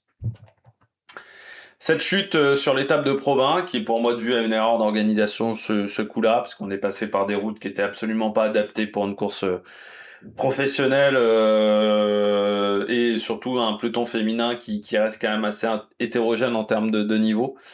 Donc je trouve que là c'était une énorme erreur de la part d'ASO, et tu savais que ça pouvait tomber, parce que même chez les garçons ça aurait pu tomber sur ce passage-là, et elle est jamais revenue. Derrière, elle est jamais revenue, que ça soit cette année chez Picnic, où en gros elle a décidé d'arrêter les frais, mais elle avait un peu fait quelques trucs en 2023, mais c'était déjà pas le niveau qu'elle avait l'année précédente. Et puis 2024-2025 sont presque des années blanches. Enfin 2024, voilà, elle court quasiment pas. 2025, ça a été quand même compliqué pour sa dernière année chez les professionnels. C'est triste parce que c'est une fille qui aurait pu avoir un énorme palmarès. Alors, elle nous a marqué quand même ce printemps 2022, cet été, début d'été 2022, où elle avait été quand même vraiment impressionnante cette année-là. Mais c'est vrai que ça aurait pu être vraiment la fille bête noire de Vollering, et on aurait pu avoir des duels pendant quelques années sur les classiques ardennaises, qui auraient pu être très intéressants entre Cavalli, Vollering, Longo Borghini également, sur ces épreuves-là, et on n'a pas pu les avoir à cause d'un parcours qui était un peu mal fichu ce jour-là. Donc voilà, dommage du côté de Marta Cavalli qui prend sa retraite. Et puis Pierre Latour, bah ouais, dommage. Pierre Latour, une dernière année qui n'aura pas été extrêmement marquante chez les professionnels, à part une 2e place sur les boucles de la Mayenne. Très peu de grands tours, très peu de grosses courses sur ces dernières années. Bah, ce problème sur la descente, hein, qu'il a jamais réussi à régler. Donc voilà, ça a été une carrière au final éclair au niveau de la réussite, hein, son passage chez G2R, qui a été vraiment d'une grande réussite. Et puis après derrière ça a été un peu un calvaire. Alors c'était un coureur qui était sympathique, hein, Pierre Latour, mais c'est vrai qu'au bout d'un moment le cyclisme professionnel a des exigences, et là ça pouvait plus le faire. Enfin voilà, et puis de toute manière, il l'avait dit en début de saison, hein, il avait dit si je galère encore dans les descentes, en gros j'arrête parce que c'est, enfin voilà, il le vivait pas bien non plus, et puis c'était un cauchemar pour lui et sa carrière qui s'est arrêtée sur une chute à l'entraînement parce qu'il devait faire le chrono des nations, comme dernière course de sa carrière, ça devait être le chrono des nations et bah, il est tombé à l'entraînement, enfin renversé par une voiture et puis voilà quoi, fin de carrière. Du côté de Pierre Latour, ce qui est peut-être la pire fin de carrière qu'on peut envisager, c'est-à-dire finir sa carrière sur un entraînement.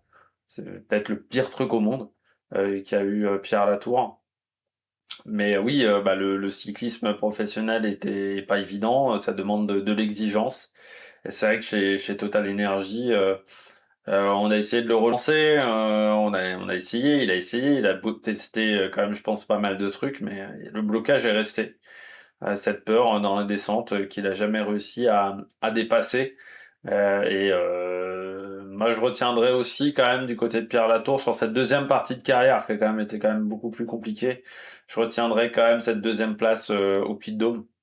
Je parlais de Michael Woods, mais c'est vrai que ça reste un moment marquant où tu te dis ah, est-ce que cette confiance-là qu'il a obtenue ce jour-là, ça va lui faire du bien? Et puis bon, ça a été presque, on va dire, le chant du cygne pour Pierre Latour. Donc voilà, dommage pour le coureur français et aussi dommage pour Total Energy parce qu'ils misaient quand même beaucoup sur lui et c'est ce qui fait que pendant quelques années ils ont eu du mal en termes de résultats parce qu'ils avaient beaucoup misé sur Pierre Latour en se disant ouais bah il va réussir à se relancer, voilà, c'est qu'un petit problème psychologique, ça va se réparer et puis ça s'est jamais réparé. Donc voilà, dommage du côté de Pierre Latour. Nance Peters, ouais, retraite aussi du côté de Nance Peters. Pourquoi je le mets? Parce que je pense que Nance Peters c'était pas le coureur le plus fort, mais qu'il a absolument maximisé sa période où il était au top. C'est-à-dire qu'en 2-3 ans, il a obtenu tous ses résultats, et après, voilà, c'était, on va dire, finito. Alors il a eu des petits problèmes de genoux aussi, hein. Nance Peters qui l'ont un peu handicapé, mais je pense que c'était pas le meilleur coureur, mais qu'il a maximisé euh, à la perfection sa carrière. Et c'est vrai que sa victoire à Antols, parce que c'est quand même un mec qui a gagné sur une terre de biathlon à Antols sur le Giro, il avait fait un numéro ce coup-là, c'était impressionnant.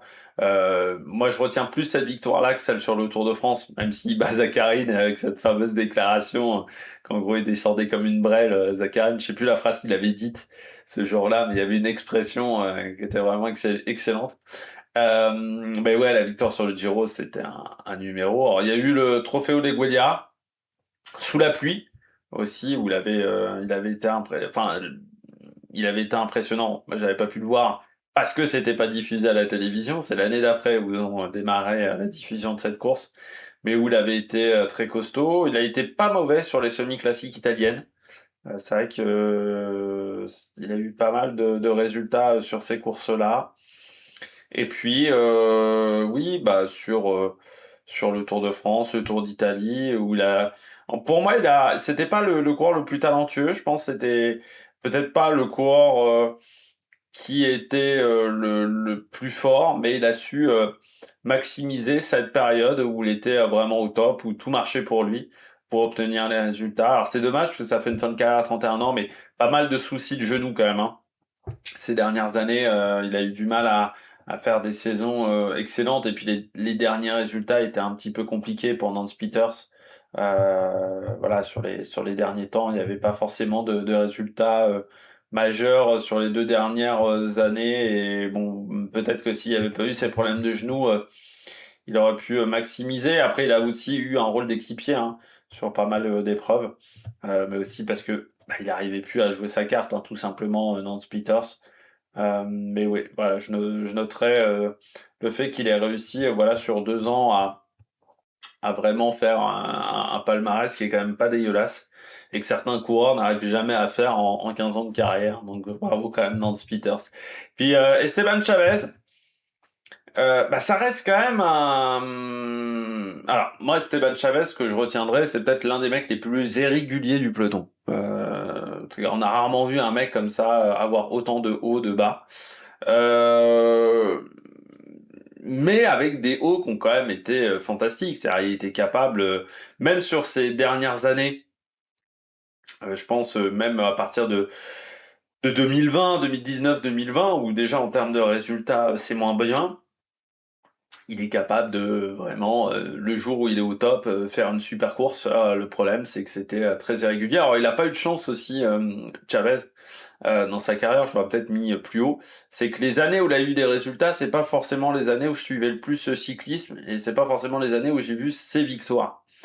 Donc c'est pas de chance pour lui du côté d'Esteban Chavez. Mais oui, c'était un coureur colombien, voilà, un coureur typique colombien, c'est-à-dire pas forcément un grand gabarit et accès explosif, mais qui qui a eu du mal au niveau de la régularité. Et c'est vrai que sur les dernières années, c'était un petit peu compliqué, Esteban Chavez, mais ça reste un coureur avec un très bon palmarès. Là encore, ça s'est fait, on va dire, sur 4-5 ans, ce palmarès-là, mais qui s'est fait un très beau palmarès et cette victoire sur le Tour de Lombardie aussi, à une époque où le Tour de Lombardie était quand même un petit peu la domination de Nibali. Et puis victoire sur le Tour d'Italie, enfin deuxième pardon du Tour d'Italie. Il n'a pas gagné le Tour d'Italie, il a fini deuxième en 2016, qui était aussi un résultat marquant. Moi, je noterai également sa victoire sur sa dernière victoire sur le Tour d'Italie. J'ai oublié, c'était en 2019, l'étape, c'était en début de course, c'était d'étape.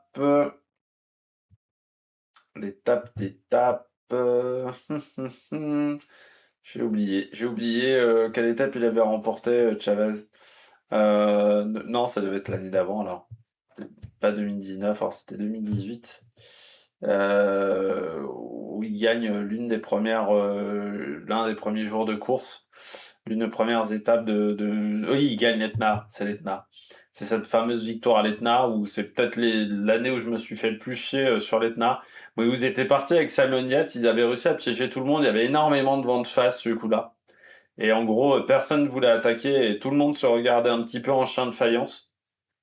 Et ils étaient partis à deux, enfin voilà, l'un un peu derrière l'autre, et ça avait fait un super résultat. Et ouais, cette victoire-là d'Esteban Chavez, qui était déjà irrégulier, et je pensais que c'était 2019, elle était déjà irrégulière en 2018, parce que je me souviens que là, on se dit à ce moment-là, ah, il va peut-être pouvoir challenger aussi un Chris Froome, et puis derrière, il avait un peu disparu, donc voilà. Mais coureur aussi qui était assez sympathique quand tu lisais ses interviews. Moi, j'ai lu quand même quelques interviews de Chavez, très sympathique. Les gens disaient aussi que c'était un mec qui était très sympa, Chavez, dans le peloton, qui était très apprécié. Et puis ouais, bah, quand même un palmarès là aussi qui s'est fait sur peu d'années, mais un gros palmarès. Donc voilà, je voulais notifier Esteban Chavez. Le grand vainqueur des retraités de la saison 2025. Il est norvégien. Il a un demi-frère. Et surtout, il a fini sa carrière chez Uno X, Alexander Kristoff. Pourquoi je mets Alexander Kristoff numéro 1? La longévité. Le mec a commencé là aussi il y a plus de 20 ans. Et surtout, c'est pas un mec qui a eu des résultats tout de suite. Il s'est un peu battu pour avoir sa place en World Tour. Ça n'a pas été si simple que ça. Et c'était pas simple non plus pour un sprinter de réussir à exister dans la légende du cyclisme norvégien derrière Torushoft. Parce que, euh, voilà, on a connu le Torushoft, Crédit Agricole, même Cervélo. Réussir à exister derrière Torushoft, compliqué. Moi, c'est toujours un coureur qui m'a impressionné dans ces grandes années, c'était la longueur de ses sprints. Il était capable de faire des sprints d'une longueur. Quand il était chez Katusha, c'était dingue des fois. Notamment, il y a une de ses victoires sur le Tour de France où il fait un sprint, je sais pas, il doit faire un sprint de 400 mètres. Enfin, c'est impressionnant du côté de Christophe. Ça a toujours été la longueur de ses sprints. Et puis aussi un coureur qui savait être opportuniste. Parce que chez Katusha, où il avait une équipe à son service, et même si c'était pas le meilleur train, à l'époque, mais c'est un coureur qui savait être opportuniste. Quand il gagne le Tour de France, le Tour des Flandres, pardon, il est opportuniste ce jour-là, parce que c'est pas le favori, hein. Il fait partie des outsiders, mais il va réussir à faire un super résultat. Quand il gagne sur le Shell des Prages la deuxième fois, il part également de loin. C'est également voilà, il saisit complètement sa chance. La dernière victoire sur le Tour de France à Nice, sous la pluie, où là aussi il a réussi à être très opportuniste alors qu'il était dans une équipe UAE qui était pas totalement à son service. Enfin, c'était assez particulier la UAE en 2020 parce que on avait quand même Pogacar, on avait deux trois coureurs qui étaient un peu grimpeurs, mais il arrive à saisir ce maillot jaune ce premier jour sur une étape qui est vraiment absolument dingue en termes de conditions climatiques. Et oui, c'est un coureur qui a su qui a pas forcément eu toujours les meilleures équipes, qui a pas toujours eu les situations les plus simples quand il est chez UAE. Au début, il est leader, et puis bon, sur la fin, il y a quand même Pogacar qui prend le lead. Quand il est chez Intermarché, c'est pas facile. Chez Uno X, bah, il y a quand même les petits jeunes comme Warren Schkol, par exemple, qui commencent à arriver. Mais c'est quand même un coureur qui, je trouve, a toujours su saisir des opportunités. Et puis la longévité. Même sa dernière année chez les professionnels, il a quand même gagné sur l'Arctic Race of Norway et il gagne sur le Tour d'Andalousie aussi. C'est arrivé en faux plat montant, même s'il n'y avait pas beaucoup de sprinters sur le Tour d'Andalousie, mais il a quand même réussi à obtenir des résultats, même dans sa dernière année. Et on a vu avec Geraint Thomas, on a vu avec Arnaud Démare, comment c'était difficile de gagner et d'obtenir des résultats jusqu'à la fin. Dommage cette chute sur le Tour de Malaisie, et puis dommage que cette fin de carrière se soit passée en Malaisie sur une course comme le Tour de Langkawi. En réalité, pas grand monde regarde le Tour de Langkawi au mois d'octobre. C'est vrai qu'on aurait aimé une fin de carrière en Europe pour ce coureur. Mais pour moi, oui, ça fait partie des légendes du cyclisme norvégien. C'est vrai que pour moi, il a réussi à être l'égal de Torusoft, voire même au-dessus de Torusoft, parce qu'il y a une victoire sur le Tour de Flandre et Torusoft sur la classique flandrienne. Il y a souvent eu des podiums ou des chutes, rarement des victoires. Donc ouais, pour moi, Alexander Kristoff, parce que c'est peut-être le meilleur coureur norvégien de l'histoire, et pourtant j'ai adoré Torusoft, hein. J'étais fan de Torusoft quand j'étais enfant, mais pour moi, Kristoff, quand tu regardes la longévité de la carrière, les résultats jusqu'au bout, les courses qu'il a gagnées, dans les circonstances qu'il a gagnées, avec pas forcément les meilleures équipes, et pas toujours des équipes complètement à son service. Ouais, chapeau monsieur, chapeau. Et puis il a permis aussi à ce que la Norvège continue de s'intéresser au cyclisme, parce que c'est vrai qu'il y avait eu cette première génération avec Rast, avec Torusoft, il y avait quelques coureurs norvégiens, mais ça aurait pu s'arrêter. Et Christophe a vraiment été cette passation de génération entre la fin de Torusoft et puis l'arrivée aujourd'hui de coureurs comme Stone Mittet du côté de la Norvège, ou même Tobias Foss quand il a été champion du monde. Il a vraiment fait ce passage de génération du côté d'Alexander Kristoff. Et puis le fait d'avoir fini chez Uno X, c'est-à-dire de revenir au pays, ça a été l'un des premiers quand même à revenir au pays, aller chez Uno X, et à vraiment à dire voilà, je reviens dans l'équipe pour faire progresser l'équipe, la faire monter de step. Moi j'avais bien aimé aussi cet état d'esprit. Et oui, hein, c'est un coureur quand même qui Tour des Flandres, Milan-San Remo, Grand Prix de Plouay aussi sur les courses d'un jour. Dans sa première partie de carrière, il était très très bon dans ce domaine-là. Donc non, bravo Alexander Kristoff. Je sais même pas si c'est pas le dernier vainqueur du de Panne Tour, enfin du Tour de la Panne à l'époque. Je sais pas si c'est pas le dernier vainqueur dans cette configuration-là. Ah non, il y avait eu encore Vestra, et non, il y avait eu encore des éditions après. Avant que ça devienne une classique en 2018. Il y avait eu, c'est Philippe Gilbert au final, le dernier vainqueur du Deux Pannes Tour à l'époque course par étape. Donc voilà, bravo Alexander Christophe, donc qui est le dernier coureur donc des retraités dont on a parlé aujourd'hui. Bien entendu, il y en a d'autres qui ont pris leur retraite, mais dont on n'a pas parlé, parce que parfois avec des carrières un peu plus anecdotiques. Et bien voilà, j'espère que vous avez aimé cette vidéo. N'hésitez pas à vous abonner à la chaîne, n'hésitez pas à regarder la playlist sur les bilans de fin de saison, il va y en avoir encore d'autres. J'espère que tous arriveront d'ici la fin de l'année, mais j'ai de plus en plus de doutes. D'ici là, n'hésitez pas à vous abonner à la chaîne, à réagir dans les commentaires, à mettre un pouce bleu, et puis nous on se retrouve pour de nouvelles aventures. Allez, ciao ciao sur la Mac Production.